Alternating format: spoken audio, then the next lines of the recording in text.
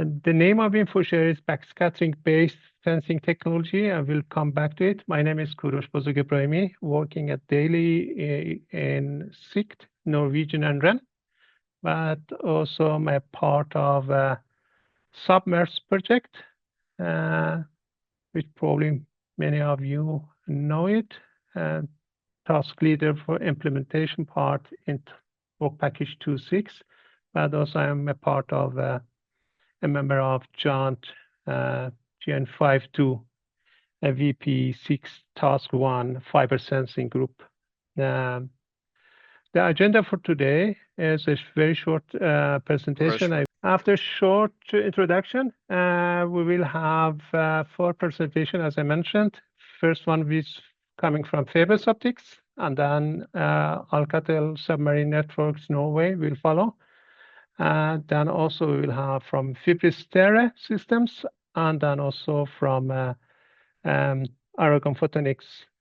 Every speaker have about 25 minutes totally, including the Q&A, also including the some questions. But at the end, we will have also a little bit time for questions also. Just to put you actually into the right mode, what we are going to do today. The sensing, generally, optical fiber sensing in general could be divided in 2 main branches. One it is the point-based sensing, which have been existed for decades. It's nothing new. And also so-called distributed sensing. The point-based sensing, one of this is smart cables is one of them, where you have a specific sensing devices in one specific point, but using optical fiber as for the communication or receiving the signal. But this in distributed sensing, actually the entire fiber acting as a sensor device itself.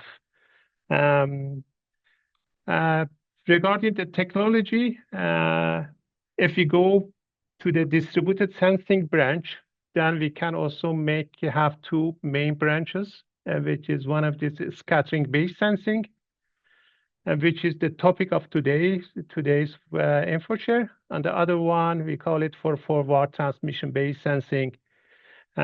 Regarding the state of polarization, we will be back in February and have some dedicated Infoshare regarding that one, and also we'll have some other Infoshare later in April to cover phase sensing, but also other type of fiber optic sensing technologies. Just to that.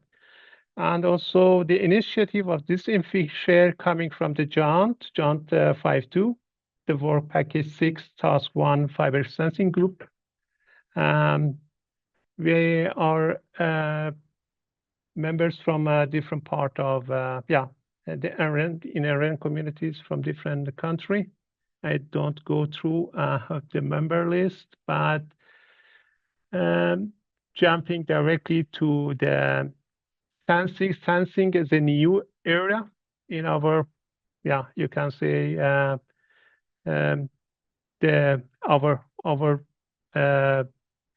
working area, and the NRENs can get different roles here, from a strategic national roles to core sensing technology roles and also operation roles. Regarding the Norway, I can say that we have been working with sensing since 2020, and our main role have been the operational roles, but also we had some role as a core sensing technology roles also. It also a little bit depends on what kind of sensing devices you have. Regarding the DAS or scattering-based sensing, we had only the operational roles, but when it become to SOP, we had both the operational roles also as acting as a core sensing technology. And other things I can say that we are very good collaboration with scientists and researchers who needs actually the data, the sensing data. So usually the initiatives comes from the scientists, from the researchers themselves, which need some specific sensing needs. Regarding NREMs and their engagement, in 2024, only 6 NREMs we registered, which have been interested for sensing, and it increased in June 2025. It became about 16, and we had a survey recently, and we get 25 response. Of them, 21 interested in fiber sensing, and only 4 is not. We know also 2 other NREM which doing sensing, but didn't actually responded to the survey. Main interest is infrastructure monitoring, fault detection, and also other kind, the infrastructure monitoring it in general. But again, regarding back to the overall in Sikt and the sensing activity we had in the past 5 years, it have been made with a very tight collaboration with researchers in the field of marine biologists, geophysician, and also other. So we serve them.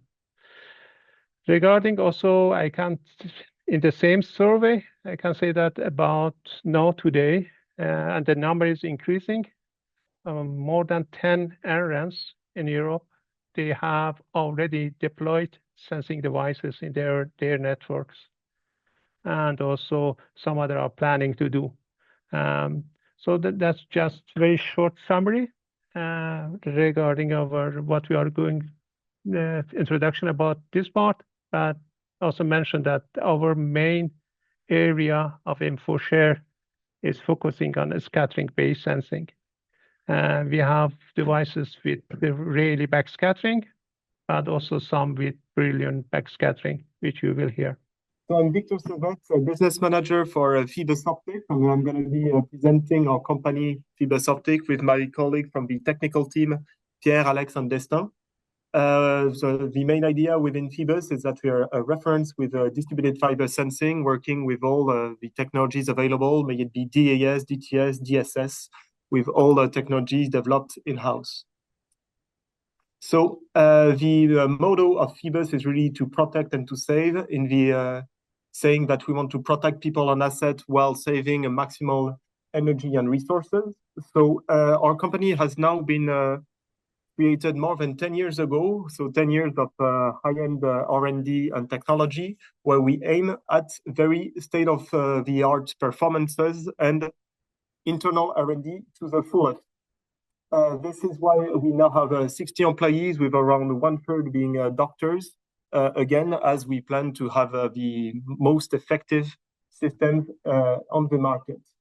So we developed all 3 technologies, DAS, DTS, DSS, with full internal development, from the R&D to the software development and installation of solutions for industrial application. So it goes from the photonics point of view, making sure that we truly well understand the different phenomena that go on inside of the fiber, to how we acquire them electronically, and all the software development necessary to make sure that those data become useful to the end user. So we work with more than 35 countries, so mainly in Europe, but it doesn't stop us from coming abroad with some offices that we open in the US, in Dubai, in Kuala Lumpur. But I won't go too long in all the commercial stuff, because I know all of you want to see technical bits. And we have our own test center, where, again, we can make sure that what we have developed in the lab is going to work on site, is going to work directly in your conditions, so that instead of giving information purely on we have that amount of repeatability, this noise in those conditions, we can check how that reacts in site conditions to know what is the effect on true life situations. So to move quickly, there's a quick slide on technology. Knowing who is watching this today, I'm not going to go into the detail into how it works. I'm sure you're all very familiar with it. The main idea is we are fully single-ended system. So we send a pulse, we acquire backscattering, and by looking at different effects, meaning Brillouin, Rayleigh, and Raman, we come back to acoustic, temperature, and strain variations, as you all know. The main benefits of our system is that we can use standard telecommunication fiber, no need for any specific fiber or any specific fiber termination. Just normally deployed fiber is going to work just fine. High performances, very cost effective, extremely open, so very well adapted to academic applications, since you can access all the parameters and have full control of what's happening to your data from the raw until what you want to stream to your workstation or simply send, with, of course, high range so that we can be useful in the most situation as possible. Again, very quickly to set out where we mainly work. So we work with both academic applications as well as industrial ones. Industrial ones being, well, as long as there is a very long asset that needs information throughout said asset, it's going to be interesting. So it can be cable monitoring to get some hotspots, thermal rating to really optimize the use of a power cable, but as well as being able to detect electrical faults. For pipeline monitoring, so we work with oil and gas, but not only, we work also quite a bit with hydrogen, with drinking water, as well as wastewater, to make sure that we optimize the transport of those different products. So for those two, cable and pipeline, we of course monitor the asset itself to make sure it works properly, but also protect it to make sure that there is no third-party intrusion. And this is going to be through DAS, through the A1, to make sure that we correctly understand what is happening so that we can create the correct alert.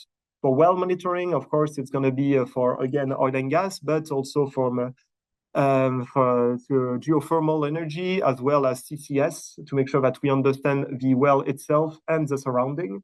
Intrusion detection, making sure that no one is coming into a place that they're not supposed to, just direct vibration monitoring. Structural health monitoring, well, it truly depends what we want. It can be road or railway monitoring to make sure we understand the traffic. Making sure a bridge is in good health. It can be quite vast and very interesting. And lastly, seismic and natural hazard.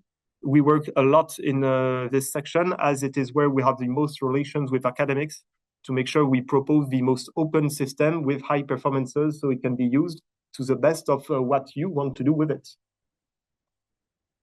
Lastly, our offer, like this, I finish with really the commercial stuff before giving the mouth to people that are going to talk about more technical stuff. We can either offer simply an interrogator, a device capable of making measurements. The output will be a data stream that you can use the way that you want. This is the main thing that we do usually with academics. But for industrial application, we can also adapt, put on top of it a layer of analysis on doing so. Instead of having data flow as an output, we have alerting. We have alerts with information of what type, when, where, so that then direct action can be taken. This was kind of it with the commercial presentation of FEBUS. As I'm sure you have seen and that you will see, we're highly technical, and we aim to be state-of-the-art performances. We really some focus on making sure the client gets the most out of the unit, making sure that there is a strong support given with the technical team, so that you can really use it to what is going to be useful for you. Having said this, I'm going to leave the floor to the technical team, and first Pierre Clément, who is the head of our Brillouin system. Yes, hello everyone. So I will talk about the FEBUS G series and the OTDR systems meant for temperature and strain monitoring. So our technologies is based on reflectometry, meaning that it's single-ended acquisition. We are connected to one end of the fiber, and then we collect the backscattering coming from the fiber to the interrogator. It's fast measurement interrogator with patented advanced processing, allowing us to make some quick measurements with a long distance measurement. And this G series is available in different form factor. You can see the G1R in the upper left corner, which is rackable system. And there is also some compact and autonomous interrogators, so the FEBUS G1C, which is quite easy to carry on field and make some quick measurements where there is no power supply, or when it's some far and field instrumentation.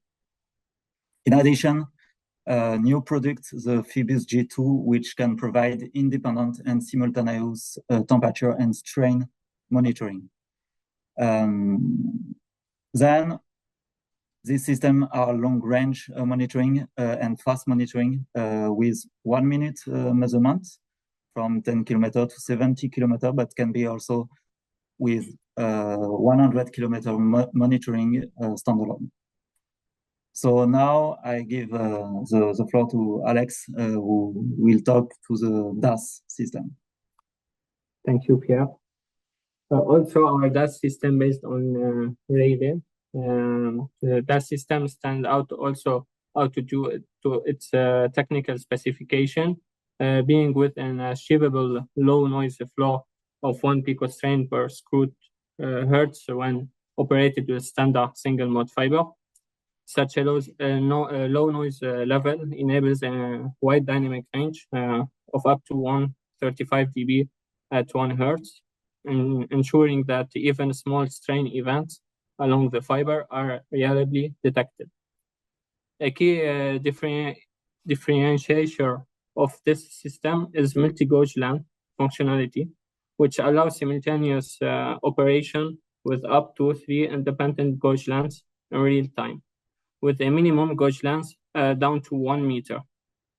This capability provides unmatched flexibility in spatial resolution and sensitivity, enabling the optimization of measurement for both small-scale localized events and large-scale distributed phenomena without any inherent upper limit. Furthermore, the FEBUS AA series DAS is designed to monitor long distance using standard fiber optic infrastructure. For instance, it can effectively monitor up to 80 kilometers of fiber with 10 meter gauge length and 100 kilometers with 20 meter gauge length, and can be further extended to 200 kilometers using a dual channel model. Our DAS also maintain high sensitivity to low frequency event, 5 nanostrain per square root hertz at 10 minus 3 hertz with correction. This combination of sensitivity, dynamic range, and scalability makes the system ideally suited for large-scale applications. Our future roadmap for the FEBUS products focuses on 3 strategic advancements to sustain our technological leadership. First, we are integrating high-performance computing to manage the growing volume and complexity of data generated by our system, ensuring faster processing and real-time responsiveness. Second, we are advancing the capabilities for very long-range monitoring, continuously extending the reach of our fiber optic sensing. Finally, we are investing in AI-driven analytics, leveraging machine learning to automate event detection, enhance classification accuracy, minimize false alarms, and provide predictive.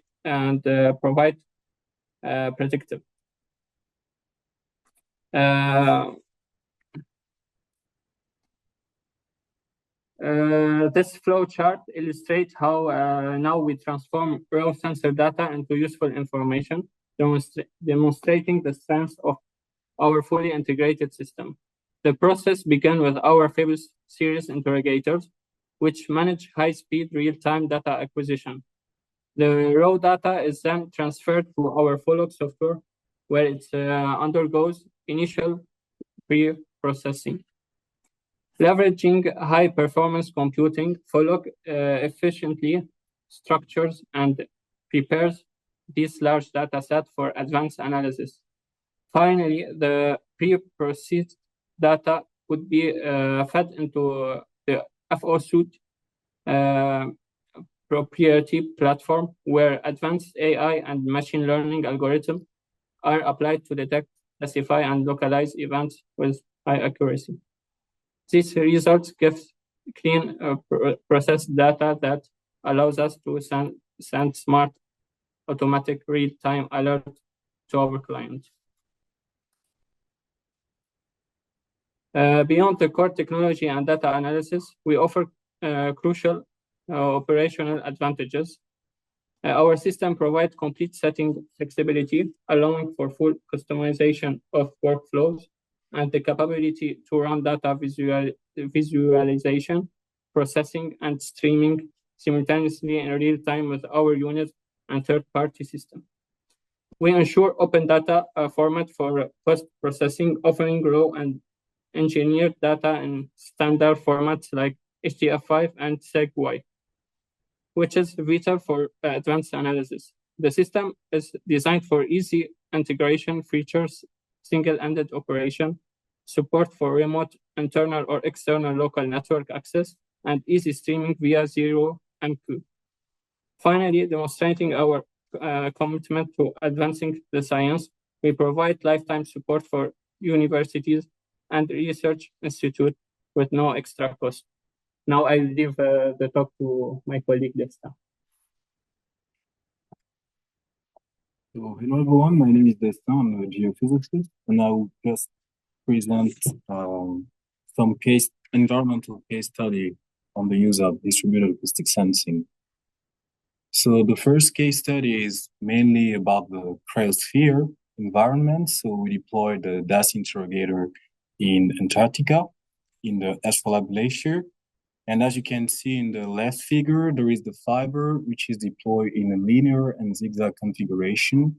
And on the right, you can see the event that we could detect with the DAS interrogator, with the distance along the fiber on the vertical axis and the time on the horizontal axis.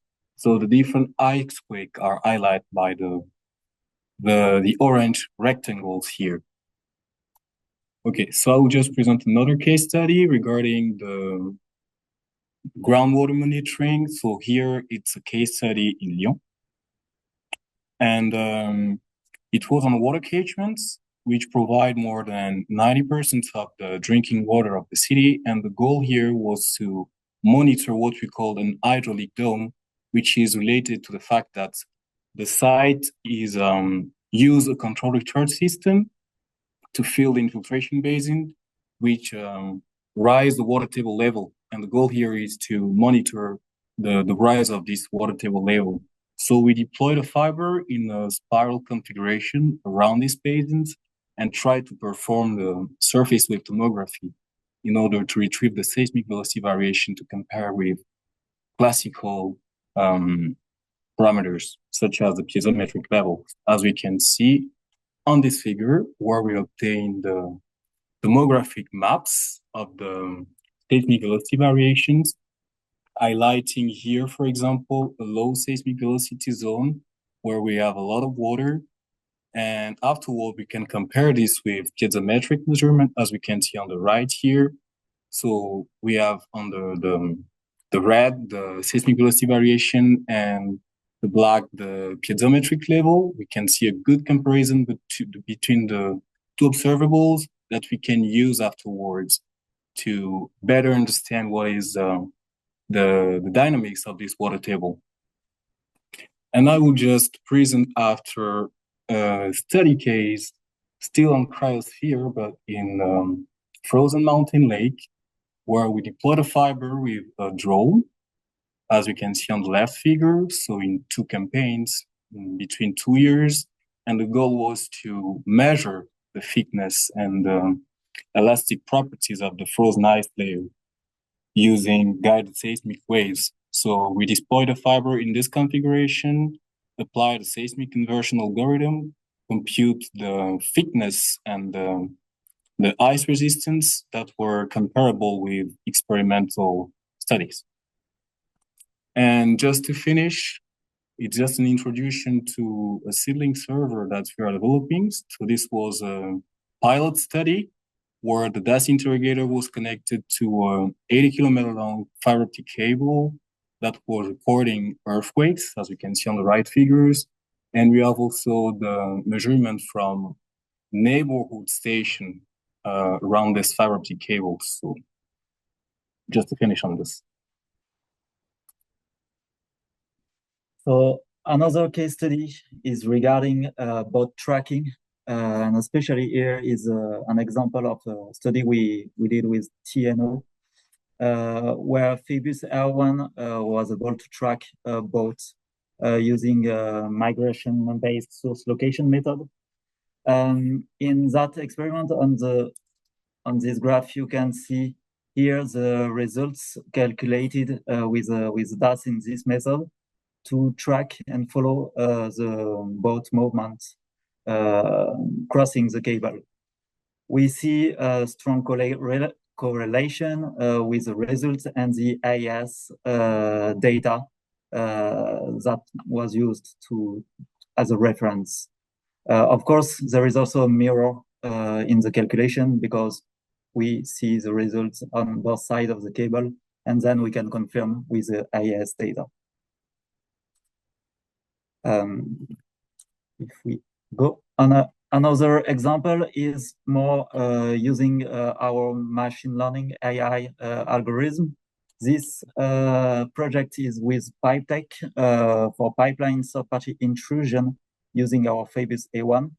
The idea is using the telecom cables along pipeline to detect events, but also classify events. So in that case, different type of events like man walking, manual digging, engine driving, or excavator digging has been trained in our machine learning algorithm in order to provide an alert, but also provide the nature of this alerts. So yeah, this was FEBUS Optics to present a bit who we are, what we do, and why we do it, how it's used. I hope it was clear, and if you have any questions, don't hesitate. The idea is we are very open to collaboration with universities and research institutes.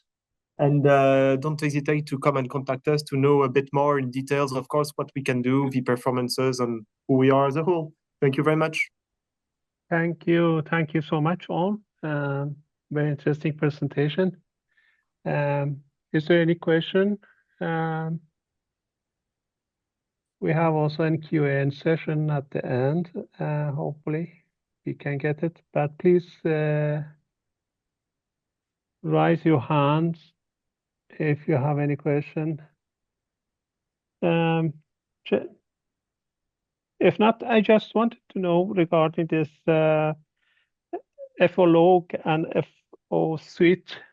Is some application or program which coming on the top of your hardware, which is optional to buy or to leave it, or how does it work actually?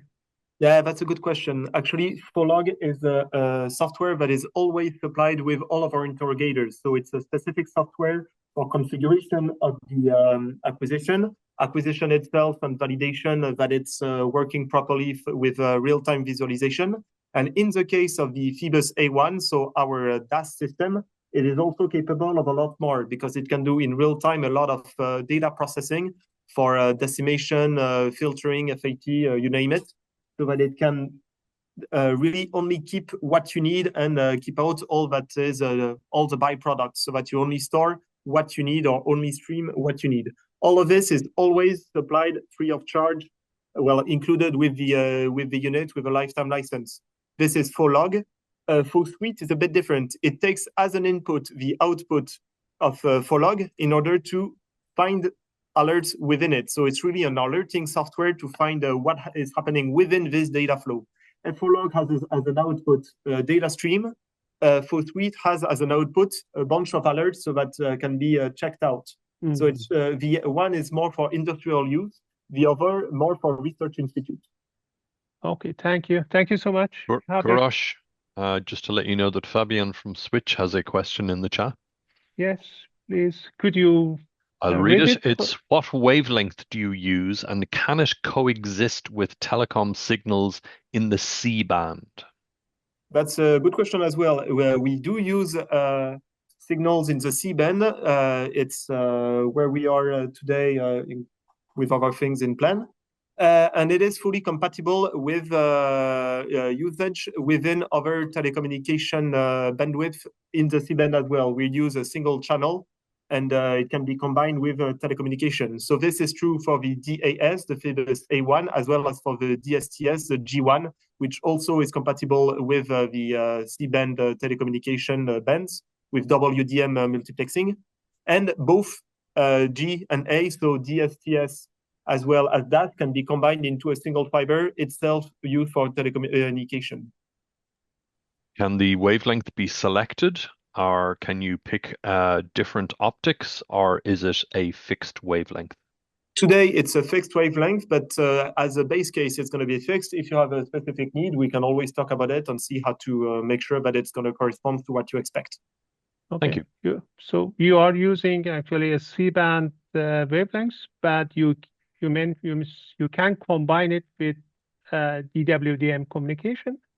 That is correct. We use typically to name them channels 32 and 34. Okay, but do you have did any field trial to check the impact of your DAS signal on the wavelengths? Yes, we have done it, and we know that the configuration that we've tested gave out good results for both the DAS capacity as well as, of course, not being bad for the telecommunication bandwidth. Okay, if you have, could you also provide with the link to the papers, or if you have some report which you can provide us, show this one will be nice actually. Okay, I'll check what we have available and included in what we will supply you. No worries. Okay, thank you. We have another question. Leonidas, please. Hello, I enjoyed your presentation very much. I just have a question following the previous one. Do we need a guard band between your channel and the traffic and the service channels? Do we need to have a spacing like 50, 100 gigahertz between them?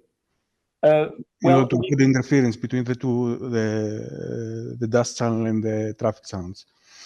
Yeah, okay, thank you. We fit within one channel, so normally there's no need and it should be just fine. If you can give us a bit of wiggle room, we'll take it, no worries. But it fits within a single channel of the telecommunication band. Yeah, okay, that's... Thank you. Yeah, we have the last question from Ion, and then we take the question from Adrish at the end in the QA session. Please. Yeah, thanks very much, Kurosh. You know, just in relation to when you say DWDM systems, do you mean a passive DWDM filter, or can you have, you know, a booster amplifier in there? I think it's using a passive DWDM. Again, I'll have to check on this one and come back more precisely to make sure that I don't miss out on giving a great answer. Yeah, because I think the question will be that because when you are running the DAS, then you are running the DAS with a huge power level, which will not usually very easy compatible with the other channel because they are running on other power level. But we can take it in at the end. Yes. One thing to point out that I could mention is that we the C-band being in channel C32, C34, but we are also capable of going in the L-band if it's required, depending on specific need from the client. Thank you so much. There is some other questions, but we take it in the QA session. Okay, my name is Kristoffer Brenne. I'm with ASN, located in Norway, where we are having our competence center on fiber optic sensing.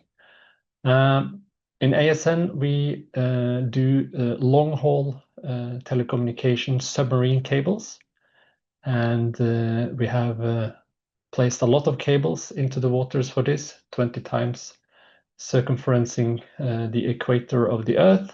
We have 7 vessels for the lay of these cables and a long history with this. So this is our turnkey supplier of submarine cable systems provider business. But on top of this, we do also fiber sensing, and distributed acoustic sensing is one key product of our fiber sensing portfolio. In my talk, I will talk about what we do within the submarine use cases of DAS mostly, since this is where Alcatel Submarine Networks is mostly active with turnkey solutions of DAS. But since we're also offering our DAS product portfolio for any application, and it's useful for any applications that will be shown also in the other presentations today. So I will first go through the product line and its capabilities. Then I will look into the applications where ASN is active as a turnkey provider, and then some thoughts at the end for how to scale up by adopting DAS in the environments. So our DAS, we call it OptoDAS, is our interrogator. I don't intend to explain how distributed acoustic sensing works, but the fiber, the cable is the sensor, and we measure by the Rayleigh backscatter all the dynamic strain changes of the fiber, as this is proportional to the optical phase. So DAS provides then a resolution in space on the meter scale, in time in the millisecond scale, at least with the long telecom cables, and in strain on the order of a picometer per meter of fiber per square root of hertz, which means normalized to 1 second of observation time.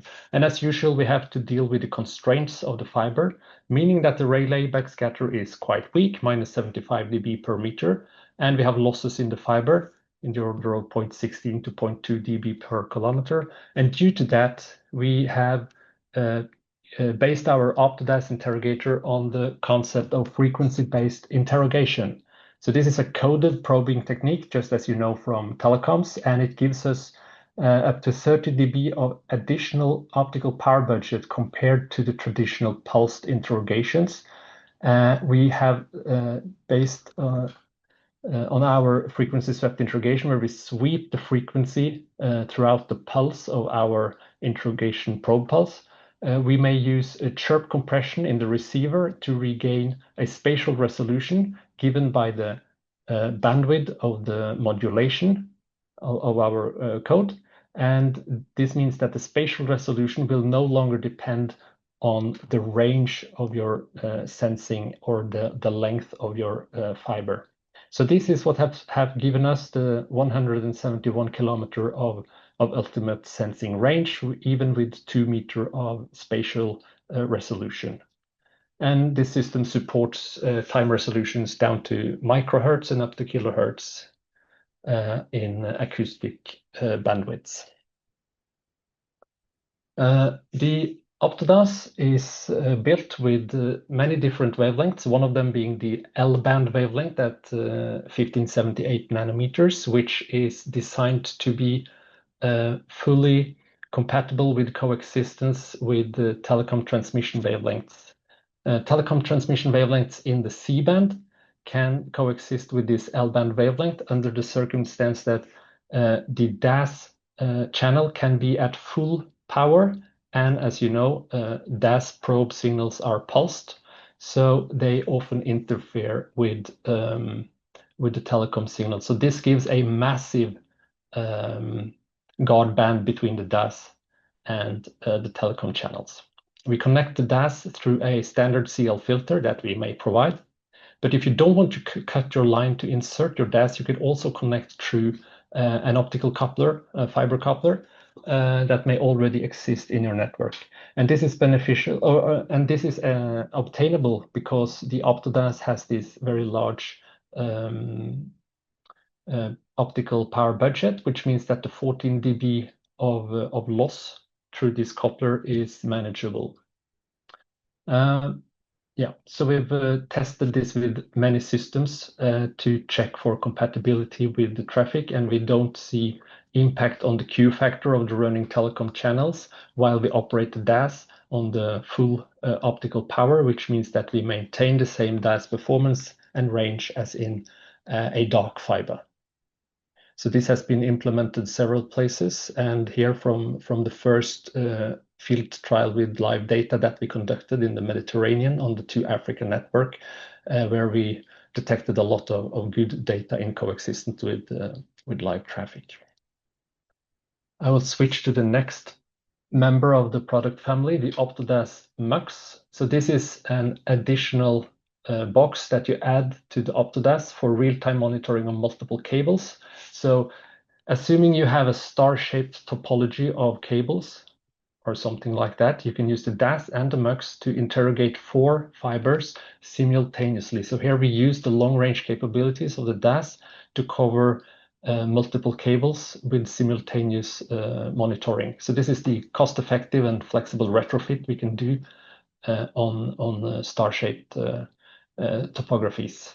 So we maintain sensitivity, data quality, fidelity, spatial resolution, all of that, even though we use the MUX. But the catch here is that the sampling rate is divided between the 4 fibers. So your acoustic bandwidths will be reduced by the factor of the number of fibers that you interrogate through the MUX.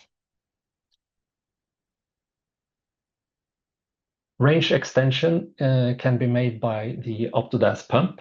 The Optodas pump is now in development and will be released commercially next year. So compared to pulsed interrogation schemes, we can push for very long range with the Optodas. 150 kilometers of useful range in standard optical fibers, much longer than the pulsed DAS interrogators, but it can be even extended by another 50 kilometers if we utilize Raman amplification. So then we have this pump product to add with the DAS. We can achieve additional 50 kilometers of range if we are allowed to engineer the fiber with erbium in the line for creating a ROPA. This means that we can do very sensitive measurements for very weak signals out to very long distances, around 180, for instance, for the ROPA-assisted interrogation, or 190 with the Raman pumping, or 105 with the Optodas alone. And the ultimate ranges are even longer. Finally, we are also working in R&D right now for achieving repeater DAS, which means that we can extend the range in a scalable manner, making use of repeaters in the same way as on the long-haul submarine networks. This means that we will have the same noise performance or the same sensitivity all along the length of the cable network by having repeated amplification along the line. So we can cover tens and thousands of kilometers with this technology, and so far we have proven the concept to cover up to 4,000 kilometers, and we're working on the extension of that.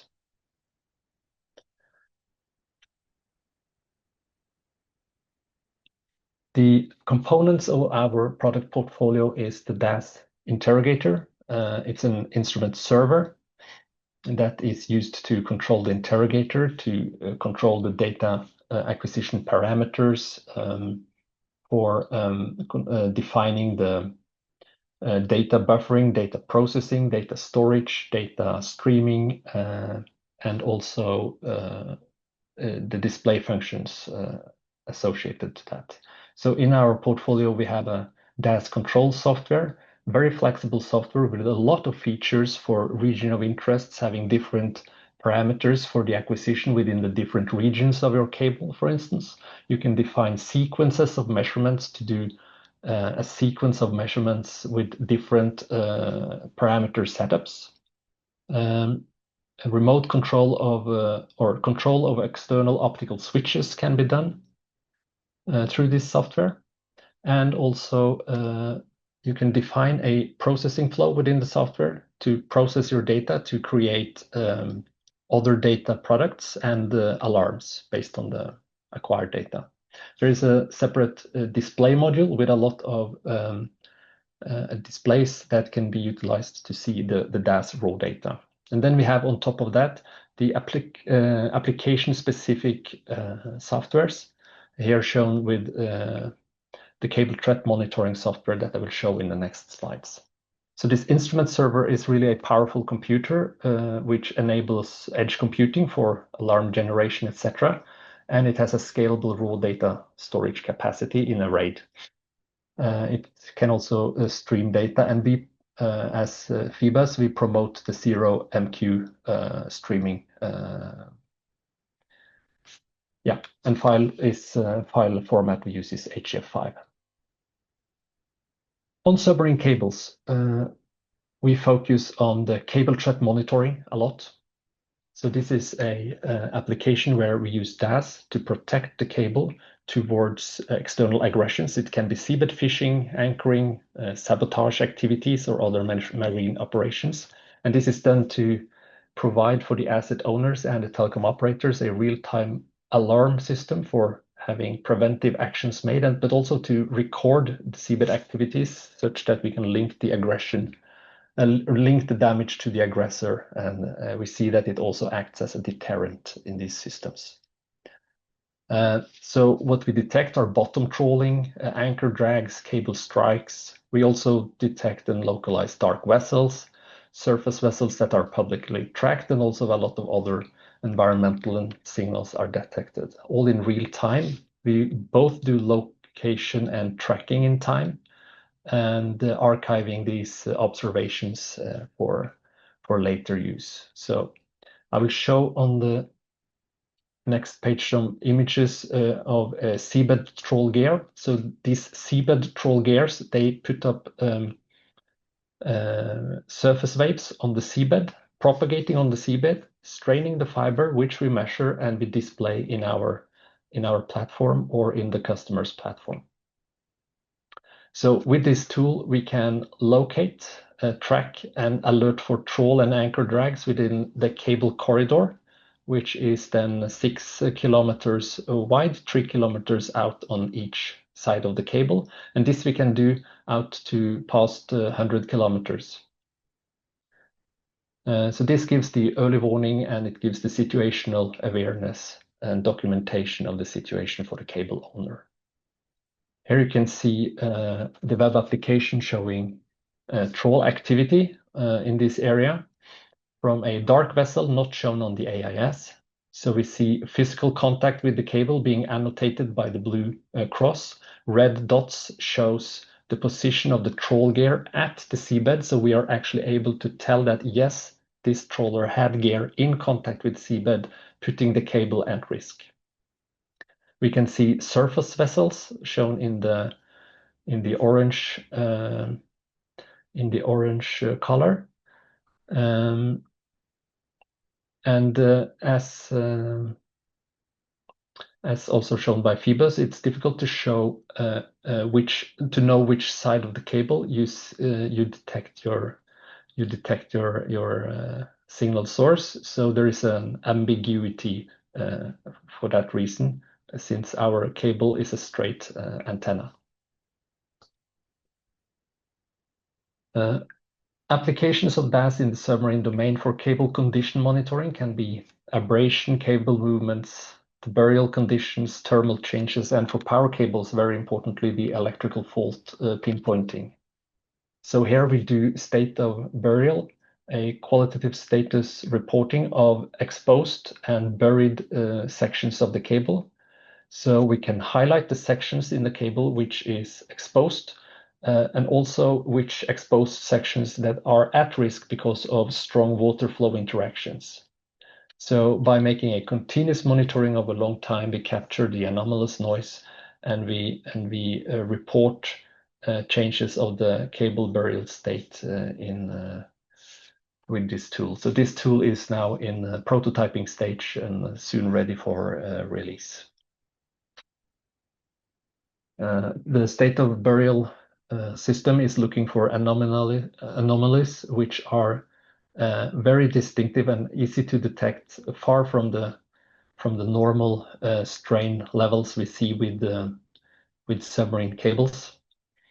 And it's very well understood how water flow over cables causes low frequency oscillations of the cables by vortex induced vibrations, etc. So it's a lot of statistics we can extract from these monitoring data to map the oscillations and pinpoint the cable sections at risk. So we intend to produce automated statistical analysis with periodic reporting. So some example data showing the exposed sections of a submarine cable. In the third category of applications in the submarine domain, we have the surveillance in ocean space, which is a huge category. There's a lot we can do in that domain. Seismic imaging is something we do with oil and gas customers. And I will show a few of the other applications in these coming slides. We can do surface vessel tracking, as I show. Here showed you the gray circles. The position of a surface vessel. In this case, it was a trawler vessel. So these detections are made with waves that are pressure waves that are propagating in the water, and they are very different from the surface waves that are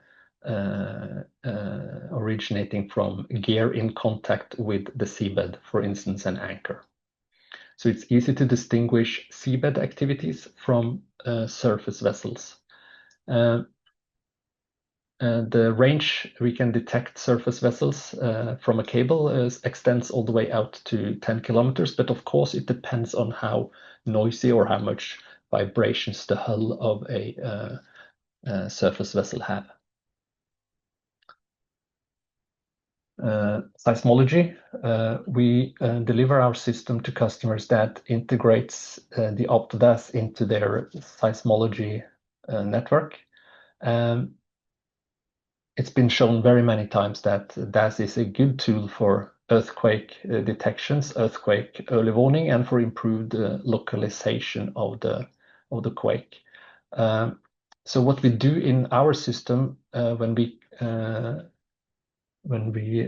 use OptoDAS for earthquake detection is a pre-processing flow in our software, and we output the data through 0MQ and the seedling protocol to stream data to the seismic networks.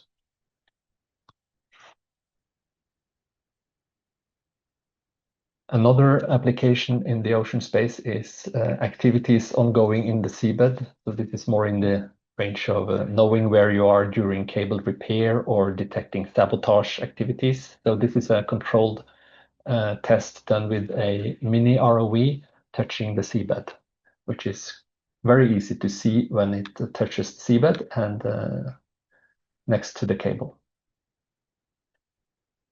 Also, near-surface imaging is an emerging application of DAS, where in this case, mapping of the sedimentary layer thickness has been made by DAS data, two types of DAS data, the normal DAS data and also DAS data when earthquakes are happening. So you use the earthquake to illuminate your subsurface, sort of. And by processing on the shear wave resonances, it's possible to see the depth or the thickness of the sedimentary layers at the seafloor. Quite interesting data processing. In the terrestrial networks, we have seen also a lot of applications of DAS. I will only very quickly mention two that I have sort of next door. It's rockfall along a railway, where DAS is used to detect the rockfall, stop the train, or warn the train that it's not safe to pass by. And also on roadways, avalanches. Automatic detection of avalanches have been implemented with our OptoDAS. Here you see a triggered explosion, and then a few seconds after, the precursors of the avalanche, and then you see the main event of the avalanche rolling down to your road, and you can actually see if the avalanche stops before the road or if it actually goes across the road by use of DAS on a fiber running alongside the roadway.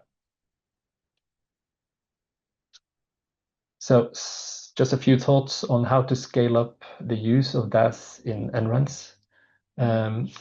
With the OptoDAS ecosystem, we provide a very versatile set of tools and a very flexible one as well. So it's flexible because you can connect multiple fibers through the MUX to interrogate them with only one DAS. You have an instrument server where you can do edge computing. And inside the toolbox of our processing software, you have a versatile set of filters and display tools to do a lot of signal pre-processing or final processing, if you like.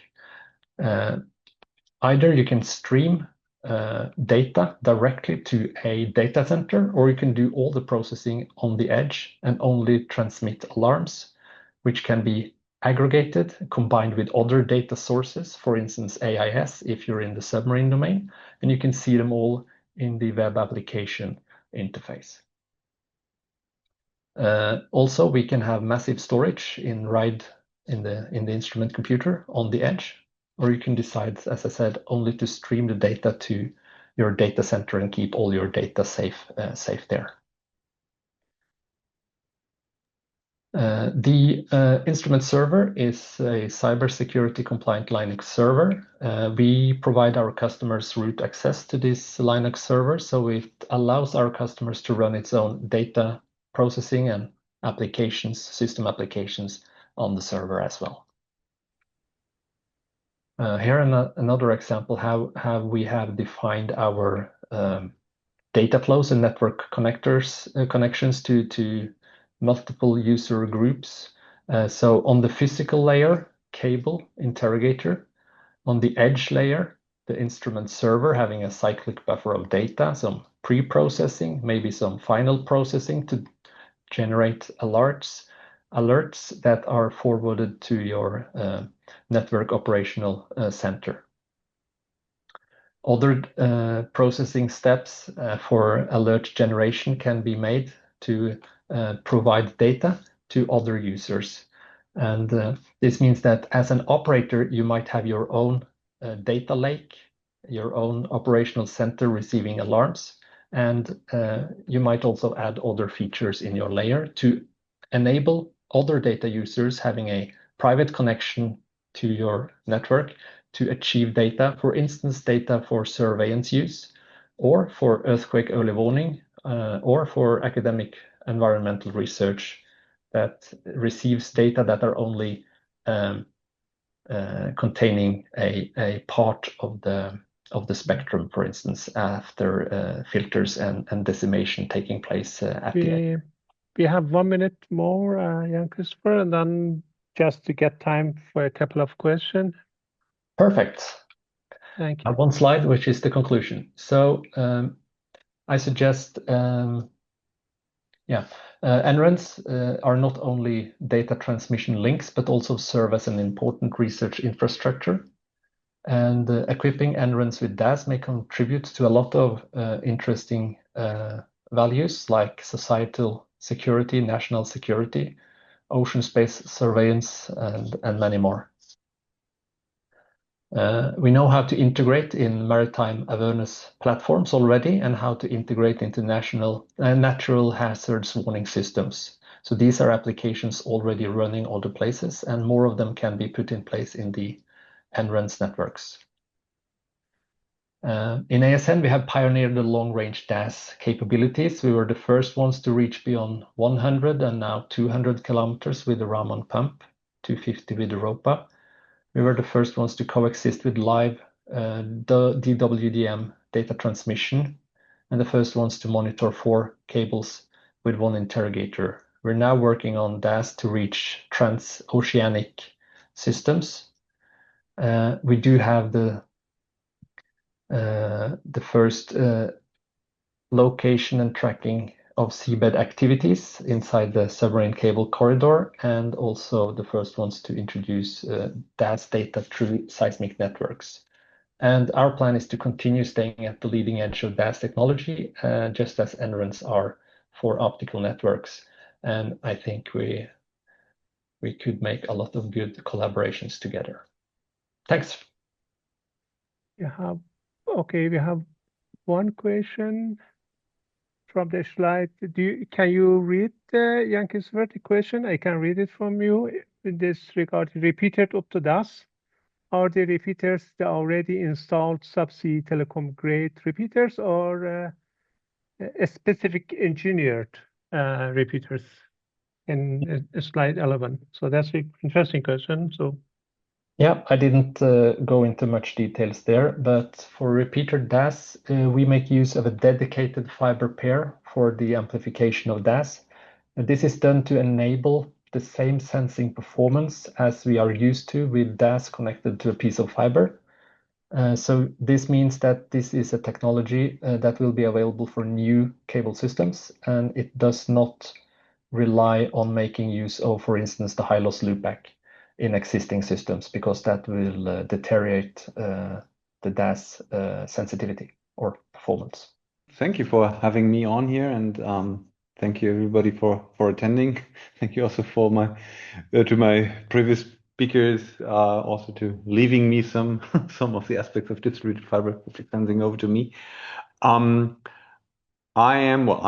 Nils Nöther. I'm with fibrisTerre. We're based in Berlin, in Germany, and we're an equipment manufacturer of distributed fiber optic sensing, focusing on static strain and temperature measurements, namely the Brenne DSTS technologies.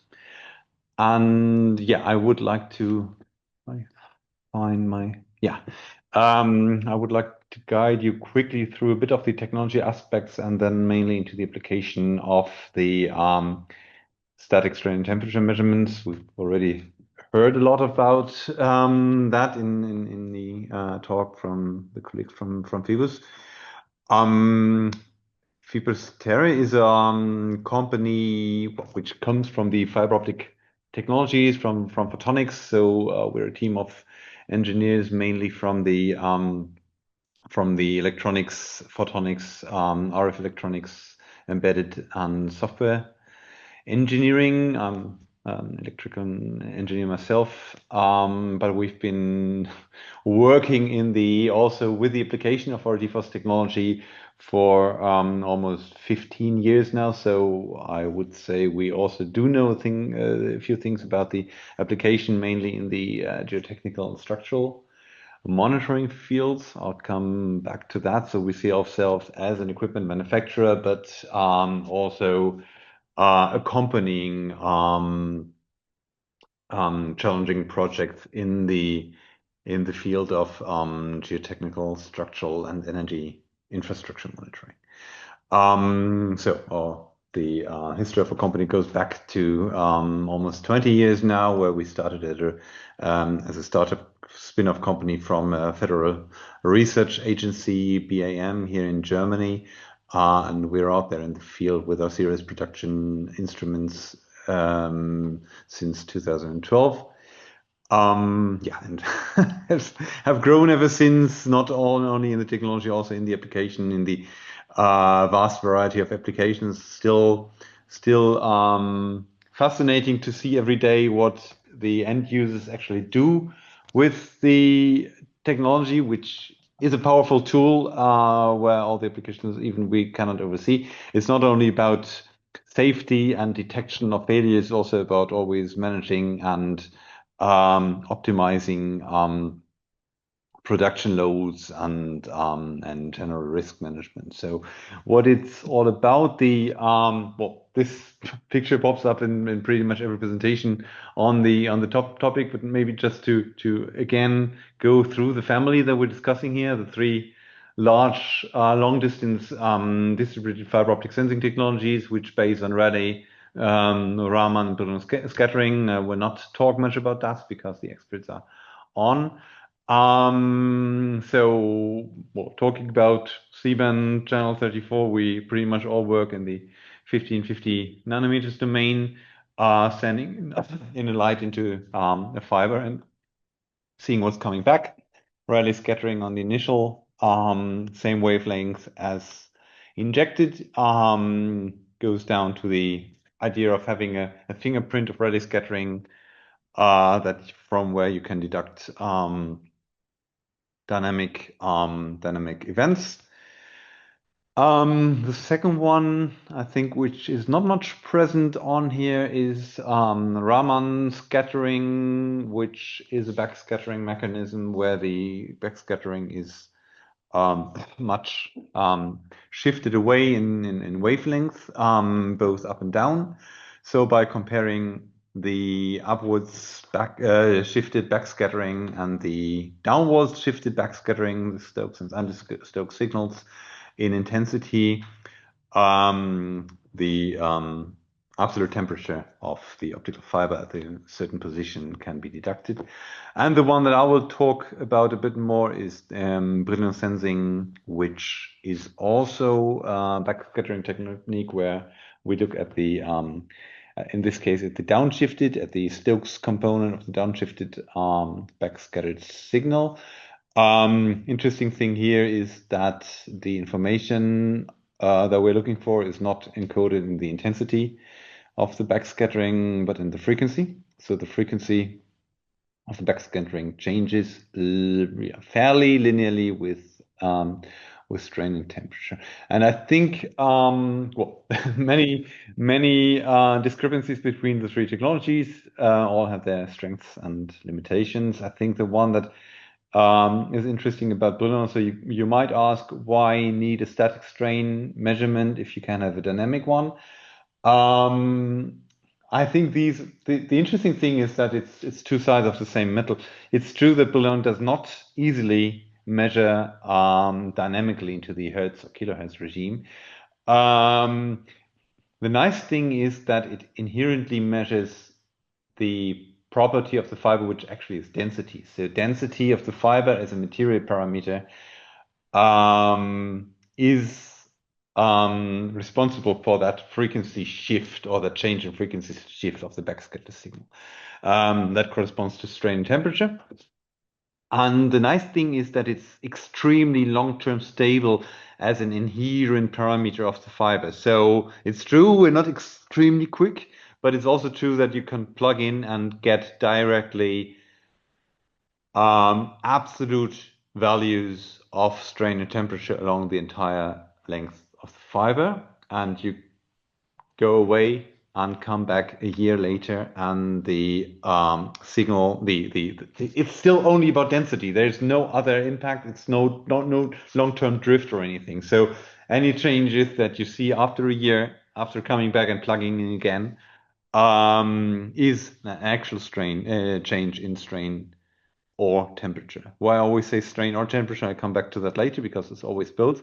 Let's see to that. So that's the concept of distributed fiber sensing with a Brenne interrogator unit. So our fibrisTerre interrogator looks like that. We now ship it in a 2 rack units high rack mountable case, which is fully closed, low power dissipation below 30 watts to make it long-term stable. Thermal management allows us to have it fully closed to get no dust or anything else in it. Right now we are at a loop length of 80 kilometers in loop configuration, with 1 meter, half a meter spatial resolution as a standard resolution up to 25 kilometers. We have a special algorithm that brings it down to 20 centimeters over 2 kilometers, 1 meter up to 50 kilometers, and then I think at 80 kilometers we are 2.5 or 4 meters, somewhere in that range.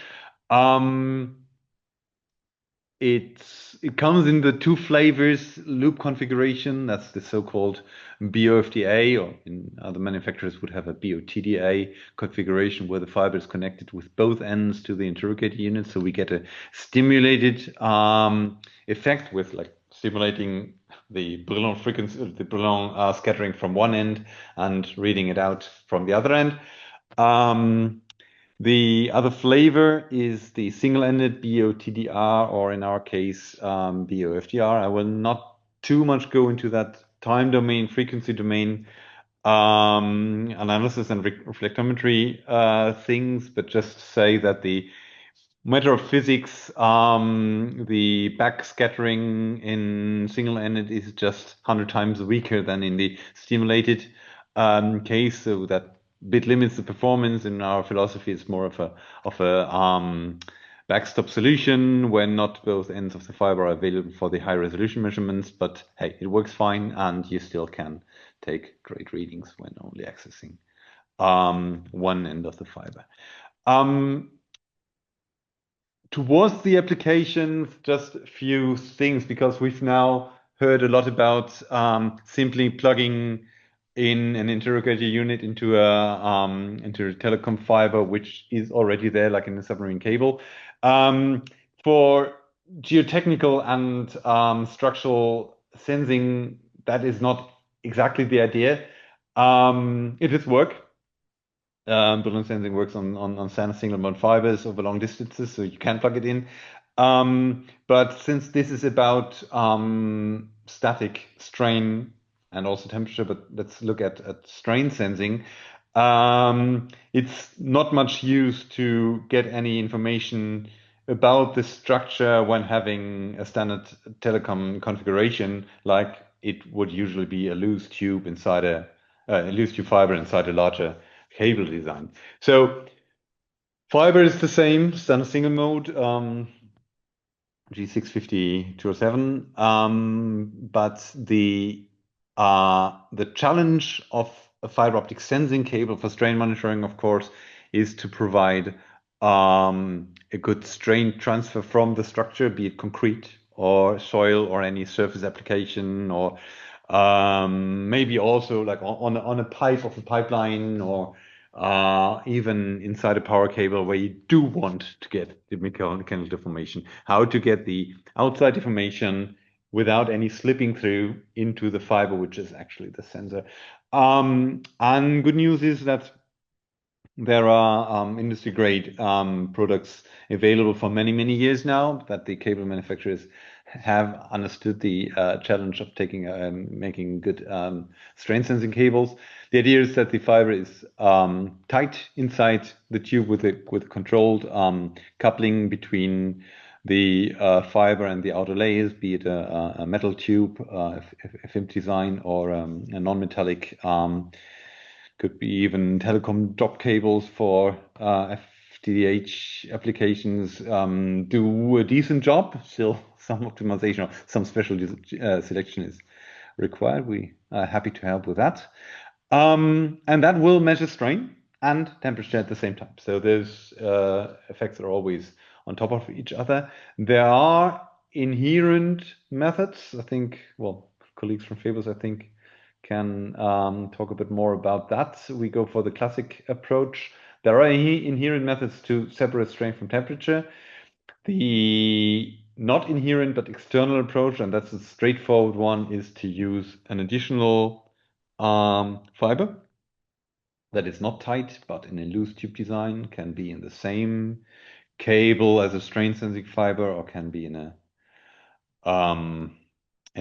separate cable. And there the key is that strain-free really means you have a fiber that has space to move, might be gel buffered to remove friction and to keep also an excess fiber length in place. So you can imagine a tube with a fiber going through in a helix, as well, normal telecom designs would also have, but this needs to be controlled. And then the cable might stretch because of auto strain, and the fiber will not sense that. So typical configuration could be, for example, you have one interrogator unit in place with local computer connected to some local or any other network on the internet, and I'd have another box that we also provide as a channel extension, a multiplexer that subsequently measures the different loops up to, well, you name it, 12, 16, 32 channel. And yeah, could be one loop, for example, not necessarily with the two types of cable together, one for strain measuring temperature as well, and one from temperature only. That would mean that you just have, for example, that loop here. You would have, for example, a strain and temperature event in the same loops. So the blue cable, which is tight buffer fiber in it, would measure both of them. The red one, which has the loose tube with the excess fiber length, would measure only one. And it's not a difficult task then to put the two together, since it's all very linear. You can easily subtract them and then have two different signals, one with strain and one with temperature only. From that can all go directly into the machine, can be interfaced with all the levels that we provide, and a direct API to control anything going into SCADA and Modbus systems, or into the cloud that we offer as a cloud database and data sharing platform that gives all the visualization tools, further analysis tools, and so on, measure your database. So that is the equipment level, and maybe it's interesting to see that as a well, not too philosophically, but as we see ourselves as part of a bigger team, always in each monitoring project, where, let's have it, an infrastructure operator requires a monitoring solution, then in our experience, it's always interesting to point out that a good project is teamwork. We're the solution providers on the equipment side, and software data transfer requires system integrating expertise, where we always will be happy to help because we've seen and done a lot. But the geotechnical or structure experts are, well, not us. So somebody who knows the tunnel, who knows the embankment, who knows the dam, the borehole or power cable or whatever it is.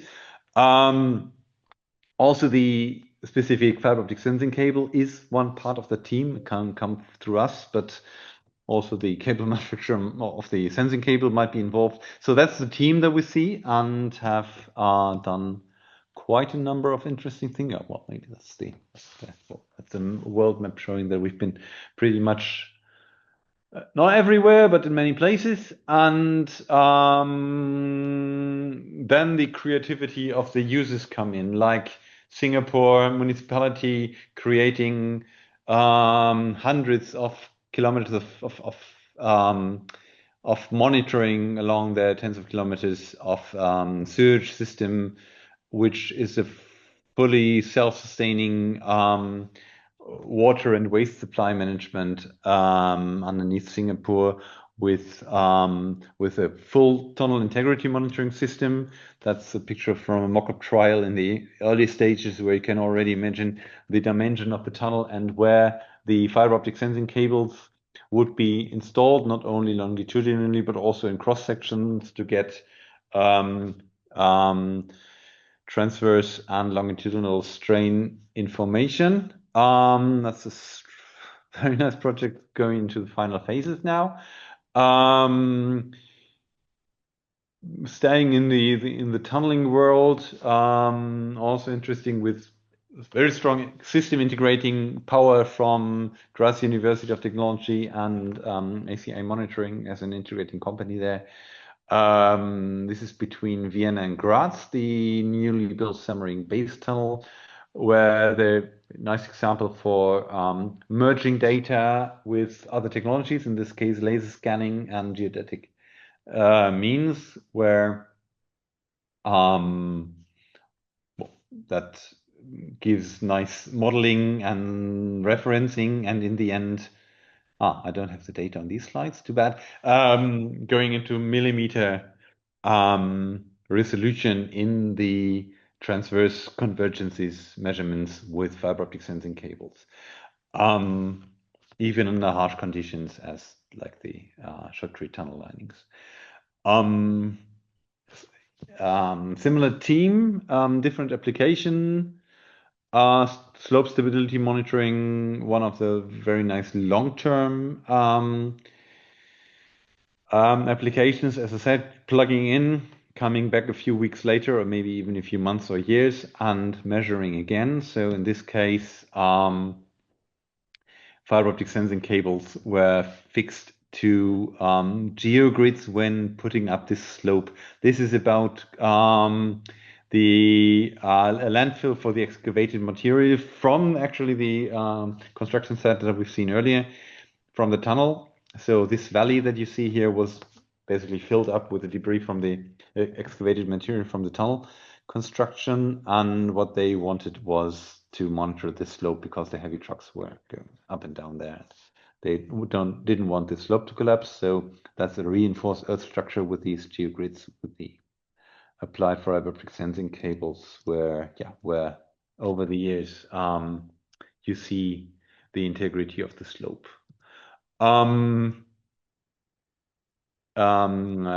Specific challenge is vertical installation, where of course, because the fixation is not easily done from the site because the site is not accessible when you go down 500 meters or even more into a borehole, like in that case, in a salt cavern well, a saline production well in Germany. So that challenge is interesting because, of course, for DAS and DTS, you would just hang the cable loosely into a borehole and have an integrated fiber. For strain measurements, that's no good because, of course, you need a continuous strain transfer to measure the borehole integrity if anything moves between the casing or the surrounding ground or both. In that case, the here on pictures, the centralizers of that casing were used to clamp on the cables. The blue one goes down and is looped back here into the red one, which again is a tight buffer down and loose tube fiber up. And then it was inserted step by step, 11 meters for each piping segment, and then those were screwed together, and then the next segment came down, and we were putting on the cables while inserting the casing into the borehole, and in the end, everything was grouted up. Sorry, Nils, we have 1 minute to go before we open for one question. Perfect. Maybe. I'll hurry up. So that's how a distributed strain measurement and temperature measurement looks like. From that borehole integrity, well, you can easily correlate all those features with what happens down there in the segments and the diameter changes of the casing. Bridge monitoring, of course, classic application, much for dynamic, but also for static strain, merging data into a digital twin, where you can online get all the sensor data that is on together with the DFOS strain data, and with the aim to even extend the lifetime of the bridge. Power cable strain, I mean, we've heard a lot about power cable safety and security. Strain, of course, is always something that is not always being monitored, but you can see from letting out the cable from a vessel and continuously measuring static strain, there are all those interesting features, and even able to detect freeze bands, scouring, and well, probably many people here know more about what happens on the seabed than I do, but static strain is one of the puzzle pieces. So I think I skipped the hydrogen monitoring, and would like to thank everybody for your attention, and happy to hear questions. We have one question in the chat. Just suggest most write that this may be too theoretical for the session, but my background is signal processing is very old, so the answer may be obvious. The question is, would it be possible to eliminate the mirror problem by sensing on the two opposing fibers in the lay of the cable to get a rotating sensing plane along the cable? I'm not sure it's a question to you or other speakers, but yeah, I have the feeling that it's rather for the previous talk. Yeah. I would totally agree that it's a fascinating question. That's pretty much into DS technology. I'm Yeah, but then we can get it to wait for the final Q&A session to answer to that one. I'm grateful for that question, of course, because we're on it. Yeah. Brilliant sensing classically has some physics limitations in the spatial resolution because the inherent effect has a bit of a low pass filtering characteristic. So if you make the pulses too short, you're getting into trouble really getting the effect coming up. It's not elastic as Rayleigh, that it always responds to any pulse. But yeah, we're on it. I think I do believe that if we meet in 1 year's time, probably we would come. We could already talk about the next generation that we do, aiming at a 10 centimeter resolution. We still have to check if the physics goes along with it. But we do believe that our specific BFDA approach offers that opportunity to go even beyond. I would say there are limitations, but you've said that for many technologies that physics doesn't allow to go beyond, and then somebody finds a way around those, and we are confident that we can do that. So yes, it might not go into the millimeter domain. That's more for short range relay sensing. There is another thing, which is that over tens of meters into the millimeter domain. But in Brune, I believe that we can get into the lower centimeters range. Yes. So thanks to Mr. Kurosh and the rest of the organization for inviting me to be here today. Let me introduce myself. I am Javier Preciado from Spain. In recent years, I have been leading the R&D department of the company, Aragon Photonics. I joined this company in 2018, where I carry out an industrial PhD focusing on the improvement, industrialization, and study of application of several base sensing technologies, such as Brine or Rayleigh. And today I would like to show you how we can support your projects by demonstrating the potential of our technology when applied in the field. So, for those who are not familiarized with our company, we are based in Zaragoza, Spain, and we manufacture our products at all levels, from the part of the hardware to the software, and we also handle the installation and setup in field. Thanks to our parent company, Fibercon, we have also offered solutions for deploying our own fiber, because the interrogator is important, but the part of the sensor is the cable. So at the end, it's quite important how it's deployed, the cable also. And Aragon Photonics maintains a close relationship with the several research institutions, such as the Universidad of Zaragoza, University of Alcalá, CSIC, and Public University of Navarra. This collaboration and other collaborations with the highly skilled technical team that we have in our office allows us to keep our technology continually updating at the level our customers expect. So furthermore, we have sales in many countries around the whole world. So yeah. As I mentioned before, we provide our own complete solution, and to achieve this, we design and manufacture our interrogator from the lowest level to the highest level. That includes the part of the mechanical, the part of the electronical, the optical, and all the software required to deliver a full solution to the market. Because many times we have to adapt to our customers or clients to produce a dedicated solution. So we are there to trying to satisfy all the requirements of the customers. Okay.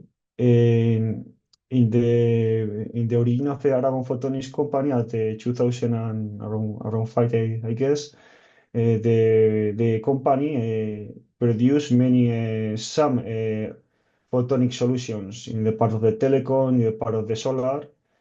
From the last years, the company is just focused in the part of the fiber optic sensing, and these are our main products for today. For the DAS market, we have the HDAS interrogator.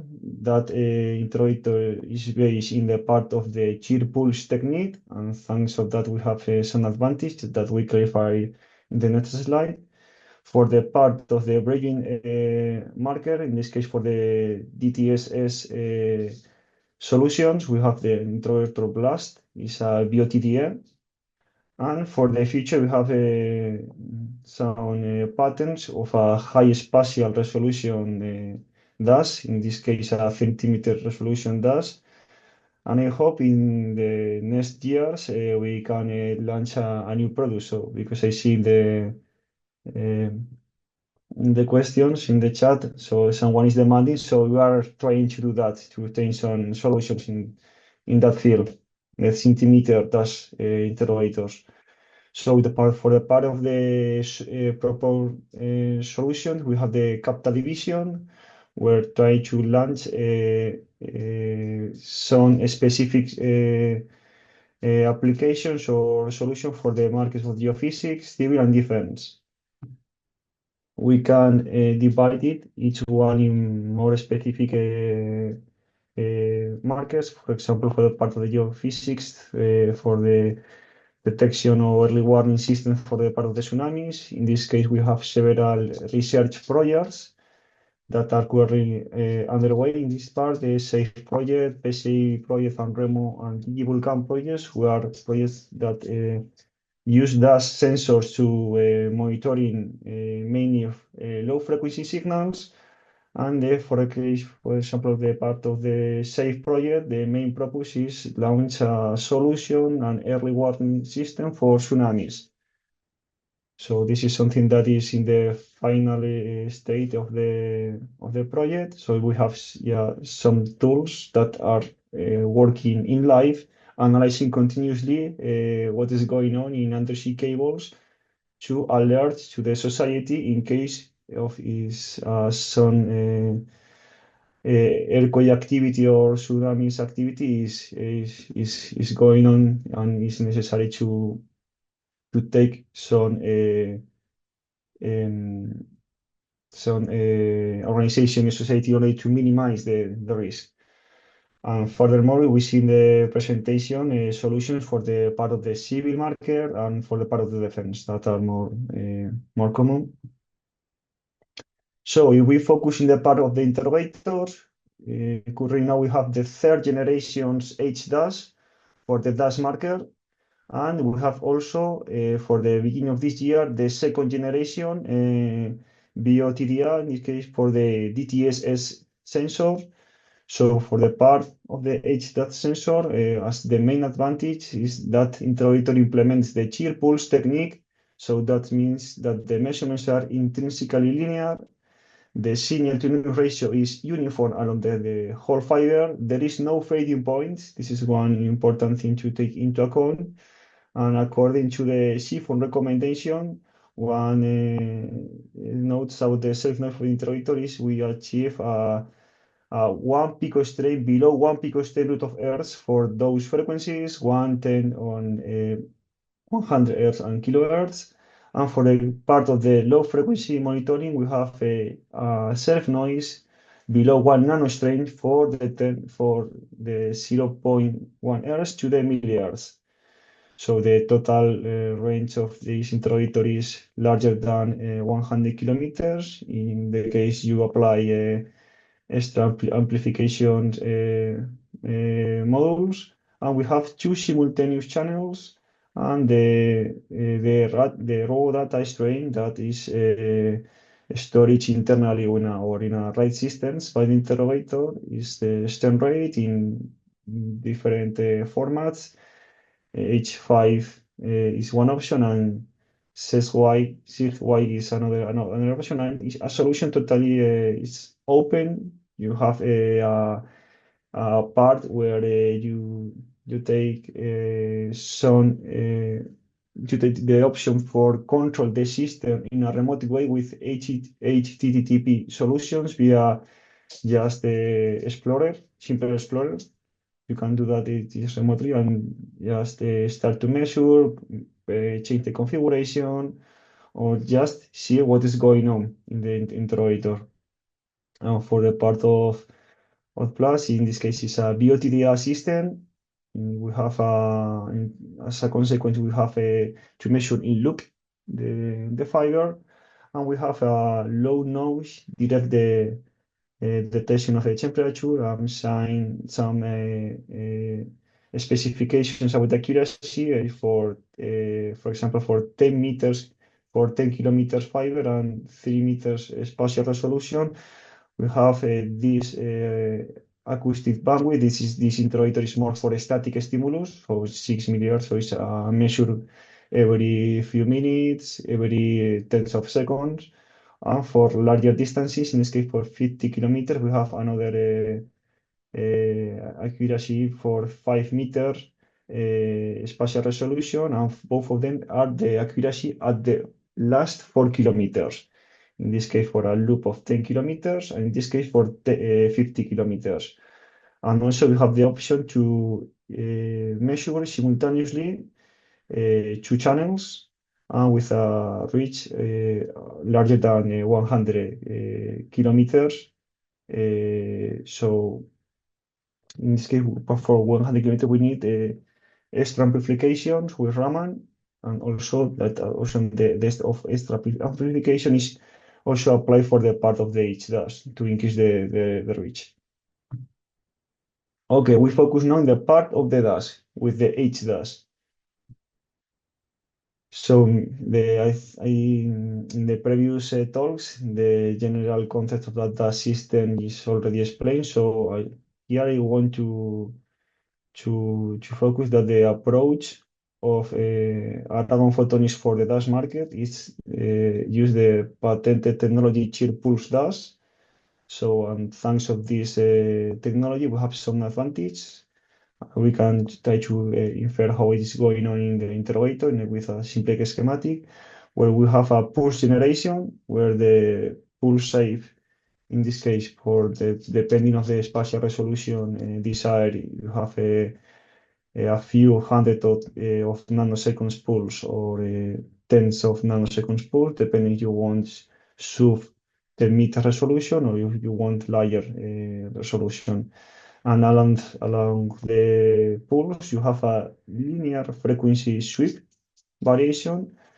And depending how is these features configured, you have a different performance in terms of spatial and time. For example, something that is not is not really common during the prehistory is the dynamic range of the interrogator. So for us, the dynamic range is something that is related with the amount of chirp that is introduced into the fiber. It doesn't matter the gauge length for the measurement. Okay. So at the end, you launch the pulse to the fiber. Part of the pulse comes because the backscattering phenomenon, and then is directly detected. So how works the chirp pulse measurements? You have a segment. You divide it into optical tracings in segments equal to your normal to the spatial resolution and the gauge length, and you compare shot to shot what's going on from a reference or a previous segment. If there is no stimulus in the fiber, the segment is exactly reconstructed at the same manner as reconstructed in the reference segment. So there is no time delay at the end. You have an stimulus in one location. The shape of that segment was reconstructed exactly in the same manner, but at a certain time delay. So in that way, you have a completely linear response according you measure the time delay at each segment of the fiber. So, as the advantage of the technique, there is no fading points, uniform signal-to-noise ratio on the whole fiber, linear measurements. We have also a wide frequency response from Hertz to kilohertz. So we have seen some measurement that is currently done a few days ago. So where you see how the self noise in terms of seafoam analysis is flat with some spurious signal that is due to some external perturbations to the fiber that I cannot remove from the measurement, but you have an idea that the response is completely flat. And you have there also what is the principle of the technique. Also, you want to know more. And we focus in one of the main advantage of our technique is the high performance for low frequency monitoring. So again, we see here a seafoam with the seafoam recommendation, the damped to spectral density or the self noise of the interrogator.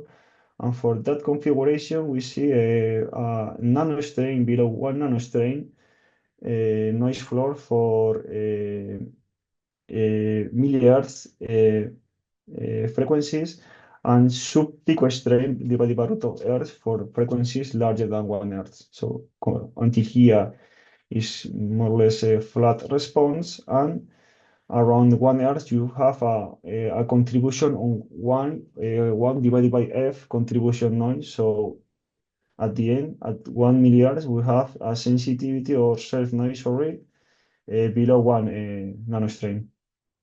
Okay, so that is quite useful, for example, for systems that are monitoring submarine cables to determine how the sea, the tides of the sea are varied with the time. Those frequencies has their non-strain sensitivity is something that is demanding that application. And in the project Safe is a tool that we have in the company, mostly Finnish, that solution. And at the end, we monitor the seismic activity and how the sea, the tides of the sea, vary in the part of the height. Okay. Then we continue focusing expansion on how the brooding sensor works. We have there also again the specification. This is a BOTDA system. So as every BOTDA system, we have a probe generation where this signal is a continuous wave where the frequency is shifted and is connected from one side to of the fiber, and in the other side of the fiber we have a pulsed wave. This is the pump signal, and the interaction of both signal we give us the amplitude of the brooding along the spectrum. So scanning the amplitude of the spectrum of the brooding, we see what determine in a absolute way the temperature or strain that is in each point of the fiber. Okay.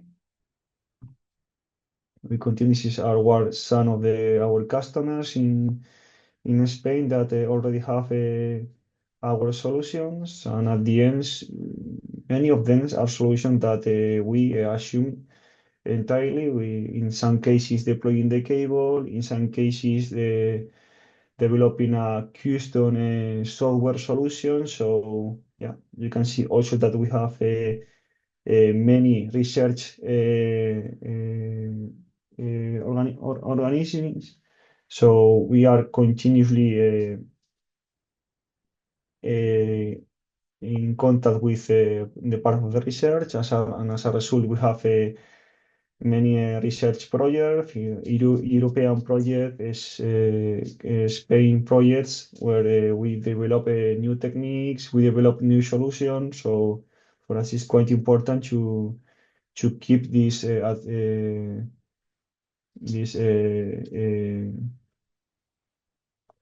group of collaborations. Then more international, in this case, companies or research groups.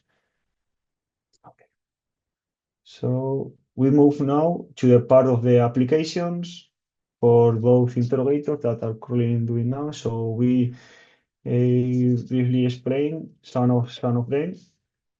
Okay, so in the first case for a HDAS, for the volcano monitoring, just we install several interrogators in around 2021 when the volcano Cumbre Vieja started eruptions. And just the important information here that we want to highlight there is just with the raw strain obtained from the interrogator, just with a simple 2D processing with the FN key mask, no, not more.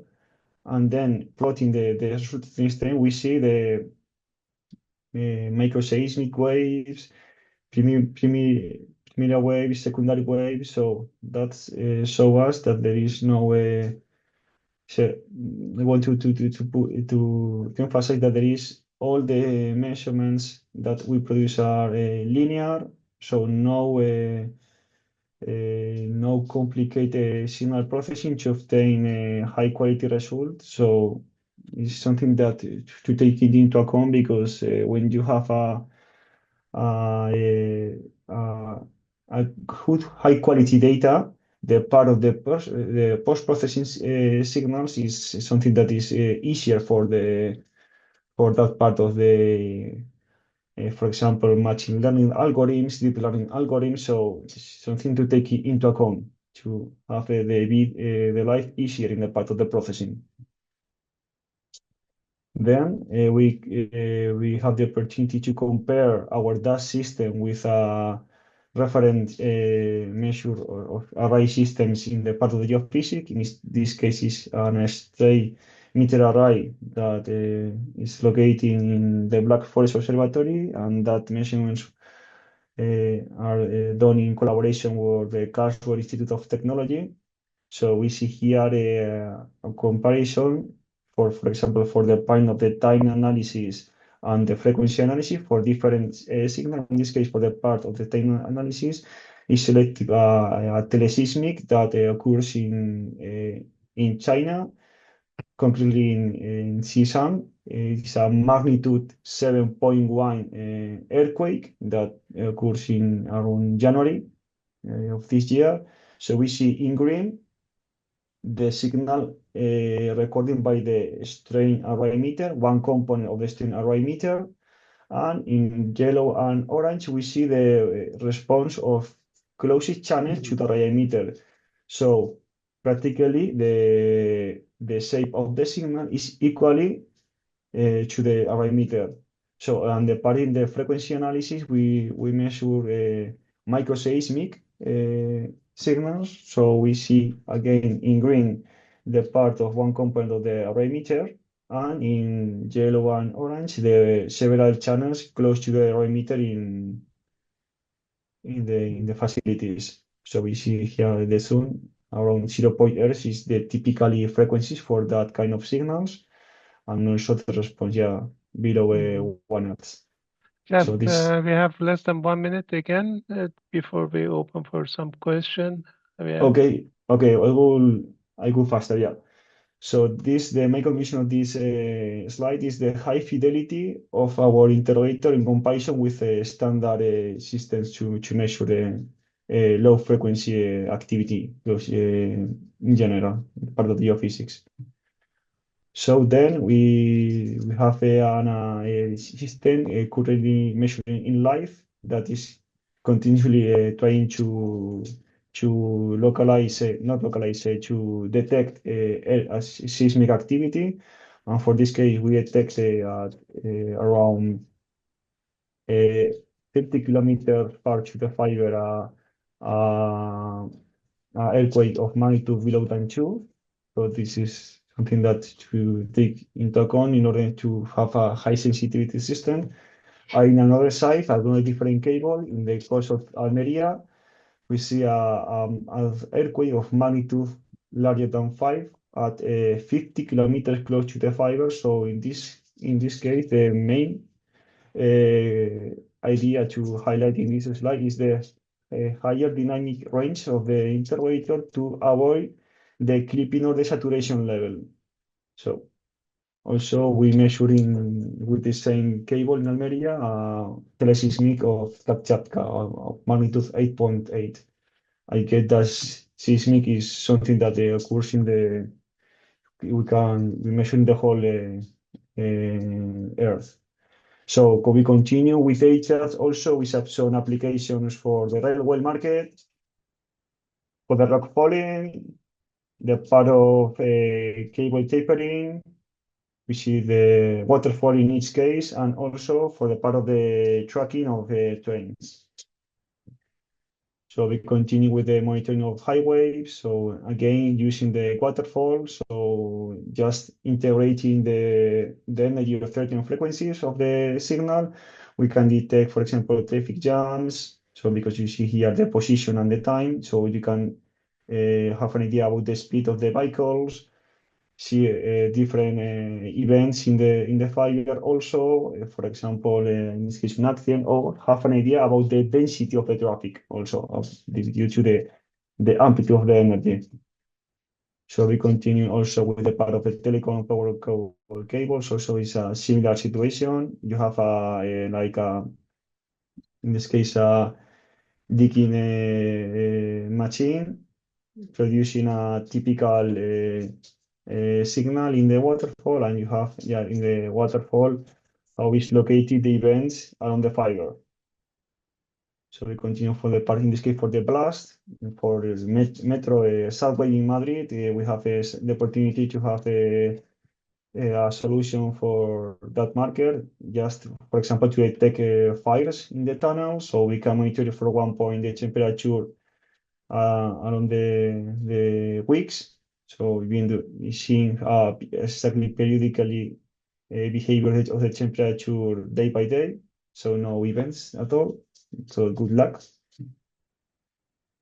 Oil and gas industry. So you see here, for example, if you have any leaks of GLP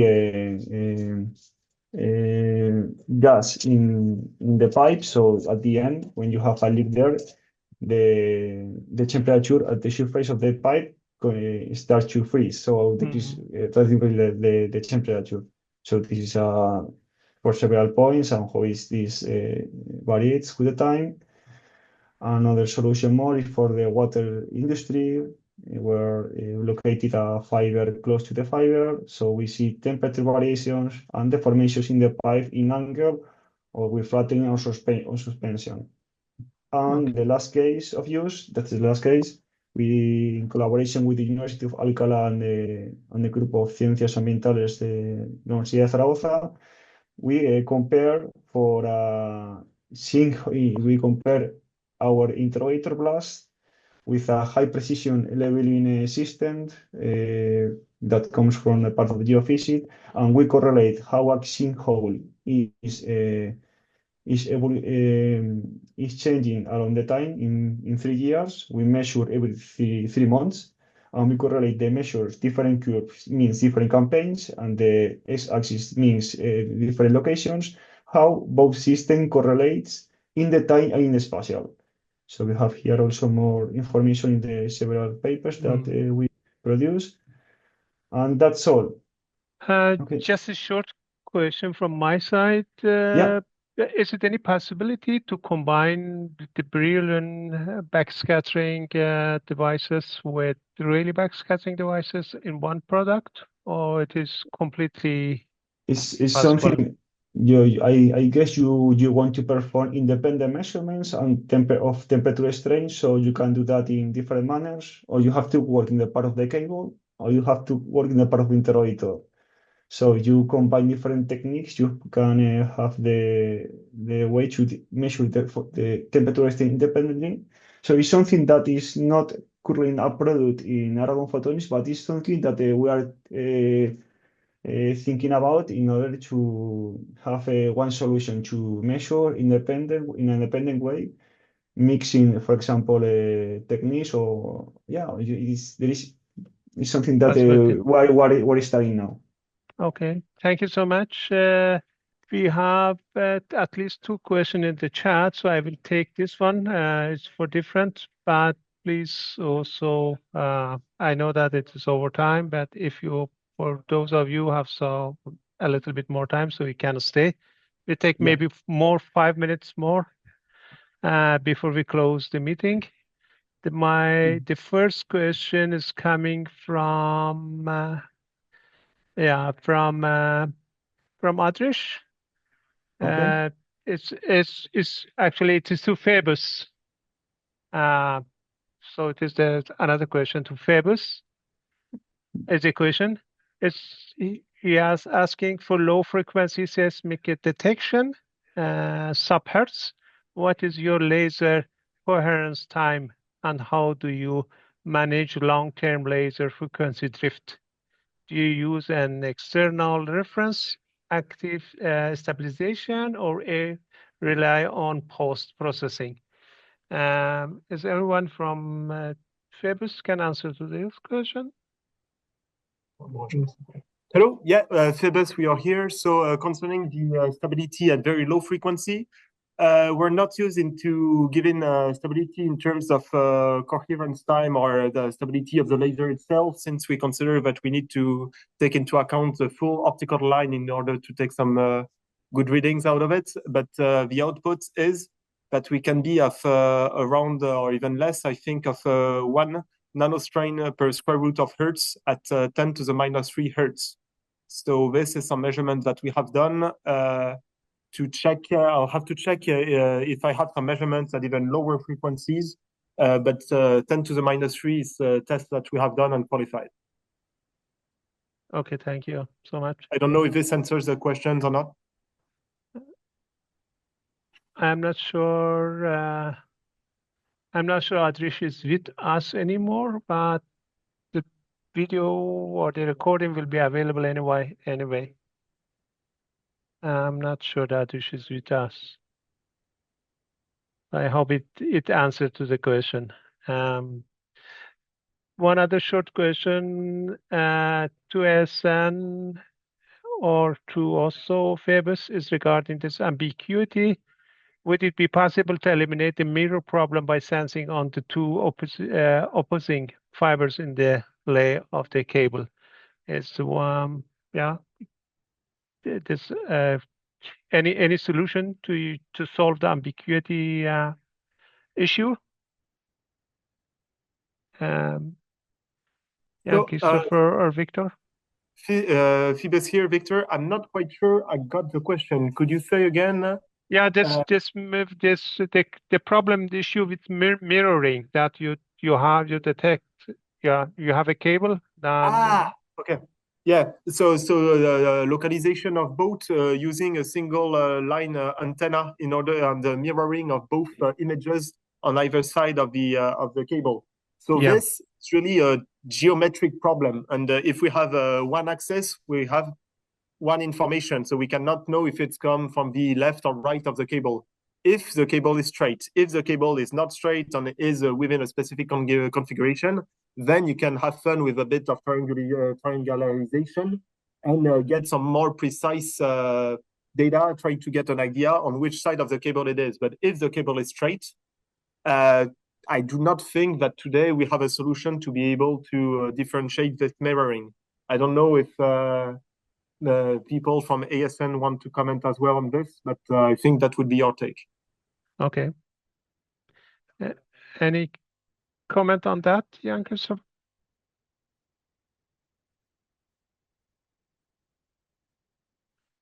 No, I can't see that, but maybe I can add that we had a testing in on our cable. We have a parallel cable, C cable, which about some 100 meters, not kilometers, some 100 meters apart from each other. We did some testing, which we used Rayleigh-based backscattering testing on both, and that will solve the problem. So if you have some cable, two cable is available with some 100 meters apart from each other, then it will, that will actually solve this issue. And so probably with some AI or data processing also, probably maybe you can solve the issue with only one fiber with software processing, I assume.